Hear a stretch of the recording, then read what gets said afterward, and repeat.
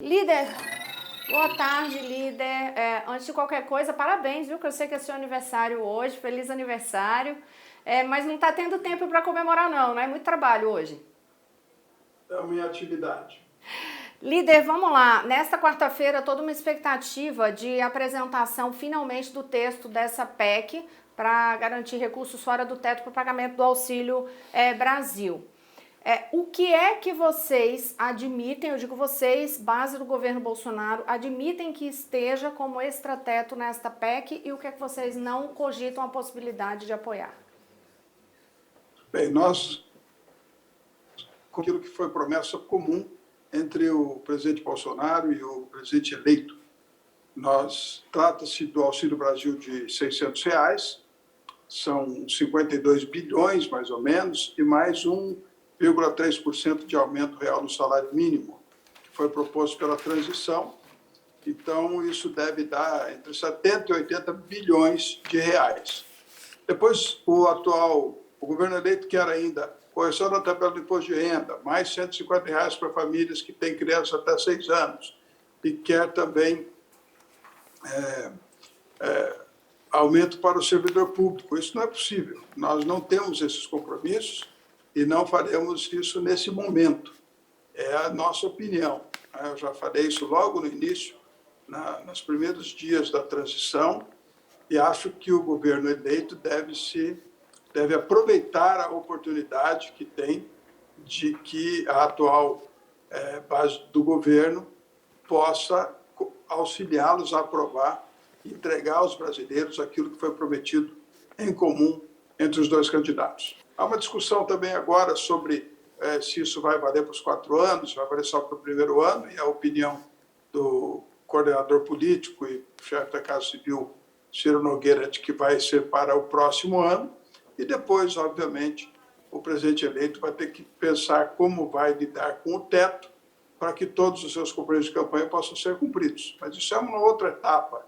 Nós estamos falando agora de uma transição, nós temos 4 semanas até o recesso, e nessas 4 semanas precisamos votar a PEC, e depois da PEC votada, votar o orçamento já com as condições estabelecidas na PEC. Portanto, pouco tempo, e eu espero que o governo eleito não fique esticando a corda, tentando ganhar mais do que o que é possível nesse momento. Pois é, quando o senhor fala em ganhar mais, tem se falado, junto ali à equipe do próximo governo, algo em torno de 175 bi. O que é que está, então, de penduricalho nesse guarda-chuva aí?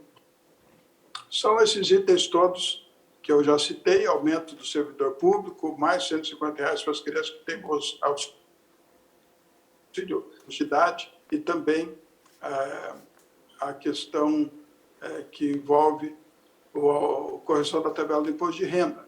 São promessas que foram também feitas, mas que não temos compromisso do governo Bolsonaro com elas. Além disso, tem recomposição de universidades, tem Minha Casa Minha Vida, tem uma série de coisas. Cada equipe, cada grupo da transição que é nomeado pede dinheiro, o que é o normal, né? Todos nós vivemos 4 anos do governo Bolsonaro com o teto de gastos e tivemos que flexibilizá-lo por conta da pandemia e da guerra. Agora vamos ver, neste novo governo, se não tiver uma crise, não há razão para, não há justificativa para essas alterações.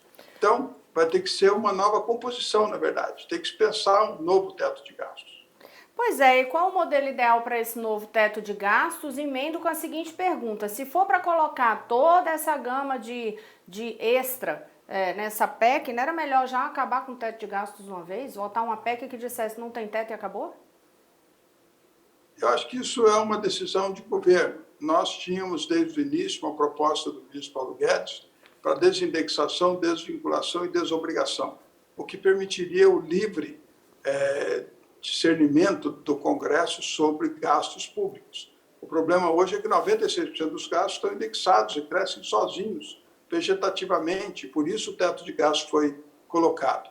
Isso é um grande repensar do nosso modelo que o novo governo precisa fazer. Mas isso é com a nova equipe econômica que ainda não conhecemos. O importante é que a gente resolva essa parte para entregarmos o aumento do salário mínimo e o aumento do Auxílio Brasil para R$ 600, e também poderemos colocar nessa PEC as emendas de relator, para não ficarmos dependendo de interpretações do Supremo Tribunal Federal, que não tem sido muito feliz em interpretar a Constituição, muitas vezes, ao contrário do que está escrito.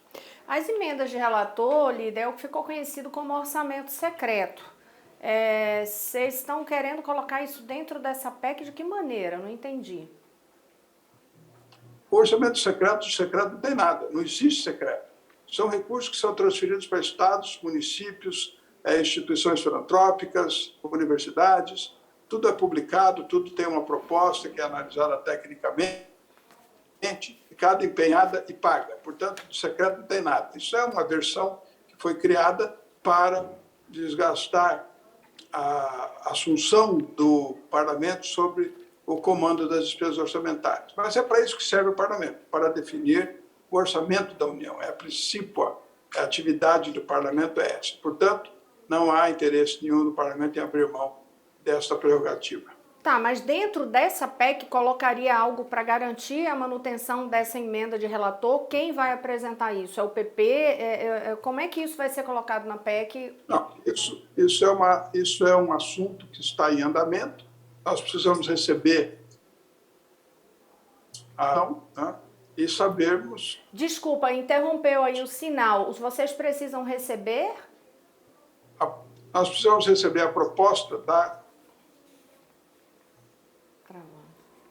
equipe comprometida com o líder da oposição, Gônia Queiroz, sobre o andamento da votação, e quando tivermos um texto consensual, podemos avançar. Lembre-se que nós queremos votar uma PEC em 2 semanas, para podermos votar o orçamento em outras 2 semanas. Então, não há espaço para muita discussão. Ou temos um texto consensual, ou não vai acontecer a aprovação da PEC no prazo necessário para a entrega dos recursos,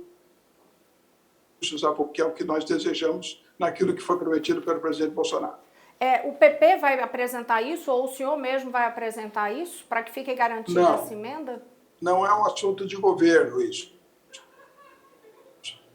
Eu sou líder do governo, o governo, aliás, já foi contra e vetou essas emendas de relator. Isso é um assunto do parlamento, portanto, os partidos que pensam dessa forma deverão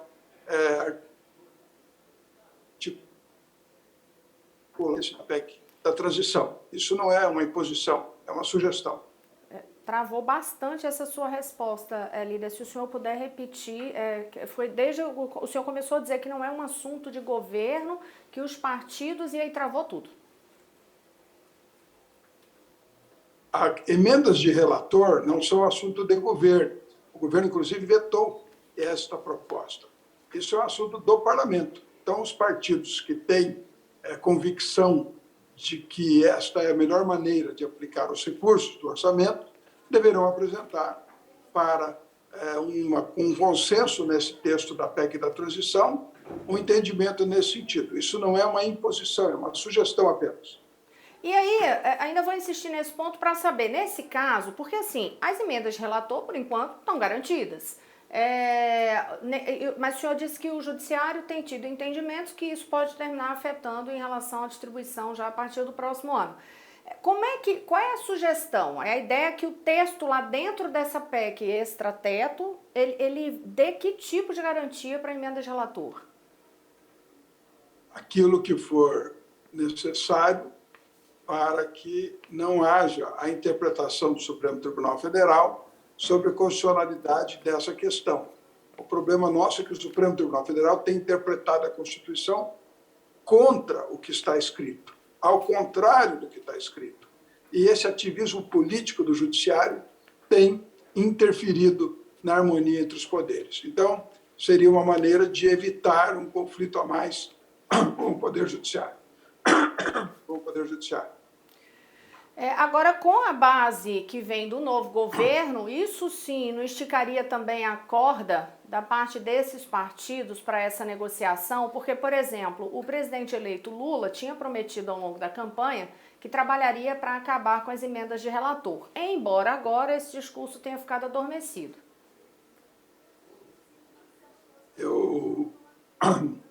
A PEC da transição é uma negociação entre o governo atual, o governo eleito e o parlamento, que tem que aprová-la, né? Então, todo mundo vai ter que fazer concessões, senão não vai ter PEC.